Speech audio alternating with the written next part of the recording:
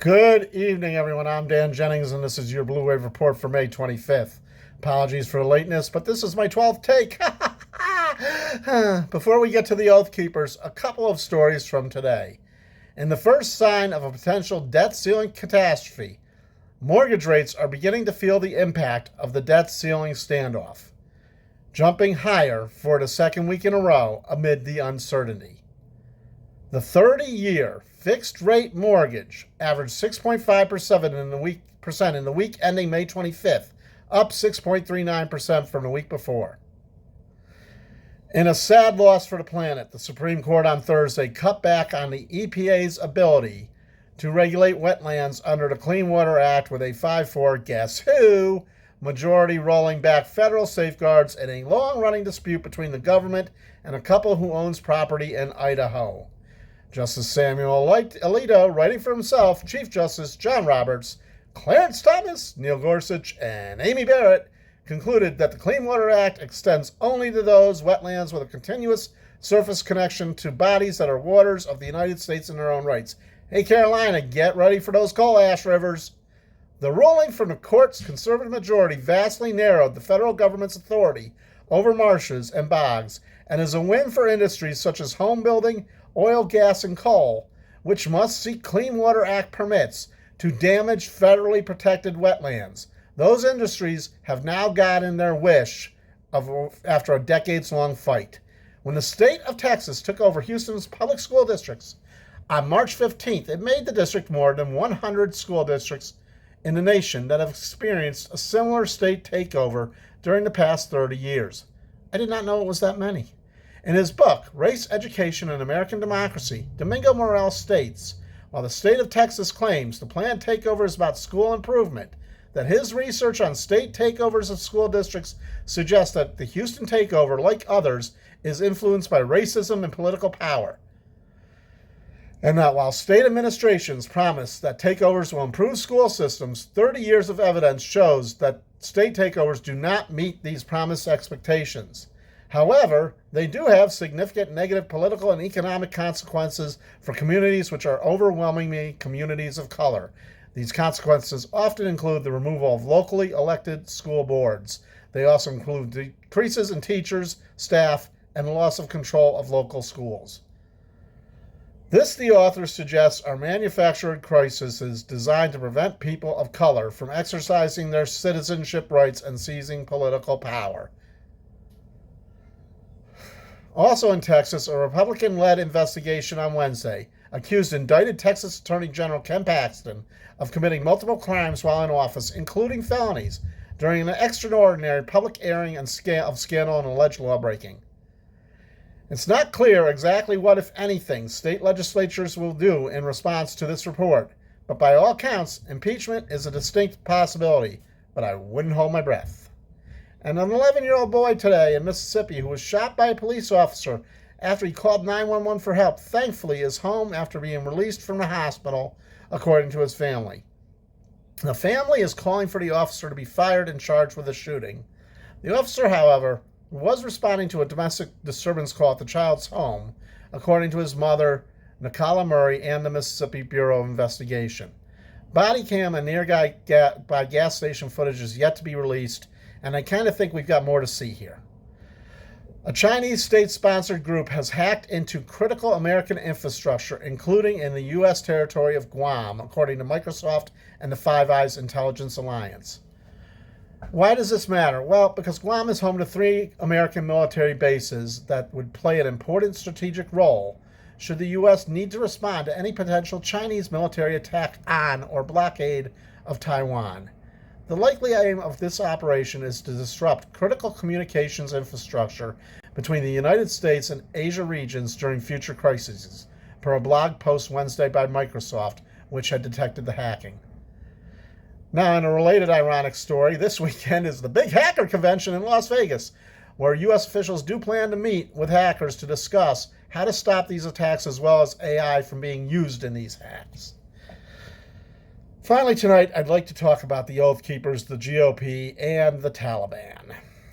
I wish I could remember the name, and my apologies to the panelists on MSNBC today who stated that Stuart Rhodes is a man who is not not a political prisoner, but indeed should be looked at as America's version of Osama bin Laden, and that he should be in Guantanamo with the rest of the Proud Boys who planned or stormed the Capitol. And I, for one, cannot agree more.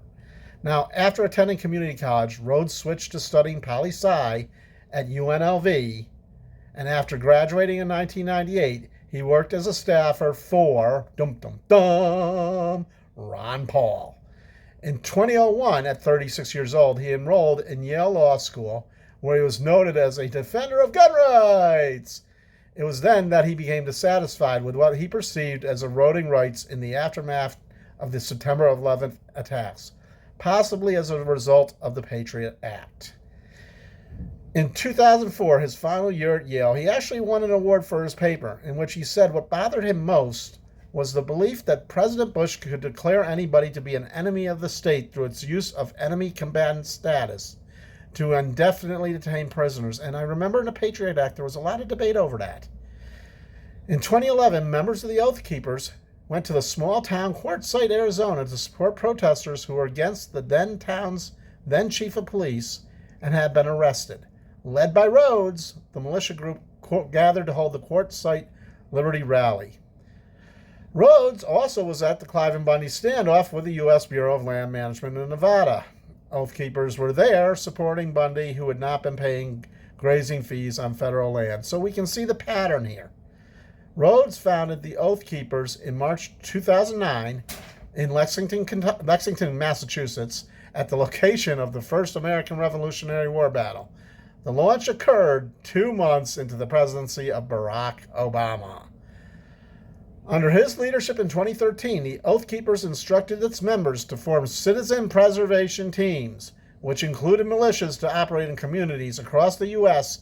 meant to defend citizens against the government intentionally letting the country descend into chaos, then declaring martial law and scrapping the Constitution, saying they are preparing to control and contain us, to shoot us but not to feed us. Wasn't there something in a Walmart parking lot? Rhodes spoke up about a need to take up weapons to prevent Biden's inauguration and launched a campaign to persuade then-President Donald Trump to invoke the Insurrection Act of 1807, deploy the military and the Oath Keepers as a militia, or in this case an American ISIS, if you will. And in the days prior to January 6th, Rhodes and others traveled to Washington, D.C., where they armed themselves with firearms and tactical gear. En route, Rhodes personally spent $20,000 to purchase a small arsenal. On January 6th, he entered restricted Capitol grounds, where he directed Oath Keepers members via telephones and text to tell them which positions to take up around the building. 4 days after the attack, Rhodes attended a meeting where he was recorded saying, "My only regret is that they should have brought rifles. We should have brought rifles," he said. "We could have fixed it right then and there, and I'd hang fucking Pelosi from the lamppost." Rhodes is reported to have taken inspiration from the notion that Adolf Hitler could have been stopped if German soldiers and police had refused to follow orders. So while it's difficult at best to draw a comparison of Mr. Rhodes as a white supremacist, the comparability between Osama and Mr. Rhodes is quite an easy one. Two men who wished to obtain power to their own ends, radicalized others to follow them, and held no compunction against harming those they saw as the other or the enemy. In Osama's case, it was the U.S. imperialist U.S. government. In Mr. Rhodes' case, it was also the imperialist U.S. government, who they both viewed as wanting to impose their will over others, and that the only way to stop it was to strike first and strike hard. Now, how can one draw a comparison from the Taliban to today's GOP? Well, this one's a little relatively simple, but quite eloquent. They both looked the other way until they had no choice but to stand against our enemies. In fact, the GOP still does so, hedging their bets against a possible second Trump presidency and potential pardons of Mr. Rhodes and his sect. In the Taliban's case, they gave free rein to Osama, allowing him the freedom to plot and compile the weaponry needed and the resource needed to strike at the United States until we bombed the shit out of their country, invaded, and chased them away, even if albeit only temporarily. This does not even take into account the GOP's desire, as with the Taliban, to take away women's rights and dumb down a generation by stunting education and banning books, instead practicing the politics of fear and divisiveness. The GOP's complicity lies in their fear of Donald Trump and what could happen should he win the presidency a second time. This would most definitely begin with the pardoning of numerous enemy combatants, just as he did in Afghanistan, mind you, when he released 5,000 prisoners. This would then quickly be followed by the end of rule of law in our country as we know it, as he would finish his mission of filling key positions with people loyal only to him and not to law, thus making him a de facto dictator. The GOP may well be prophetic in their fear that this could also lead to another storming of the Capitol, this time, as Rhodes hoped, armed with AR-14s. However, this ending would much likely be much more bloody. Gallows would indeed be built, as Mr. Rhodes wished to do, on January 6th, and chants of Hang Pelosi would be replaced by actual hangings. The GOP today, just like the Taliban of yesteryear, could easily put an end to this by standing up and in one voice saying, "Enough! We will no longer support this man." Were they to do so, yep, you would hear a lot of complaining out of MAGA, maybe even some sporadic violence here and there. But it would be the end of any potential reign of the Donald, and the cost would be much less than the toll such a reign would entail. Credits tonight go to MSNBC, WABT.com, ProPublica, CNN, Axios, and Politico. That's it for tonight's report. Please join us tomorrow again at 8 o'clock on Facebook, YouTube, TikTok, Instagram, and all the other ones. In the meantime, you stay classy, San Diego.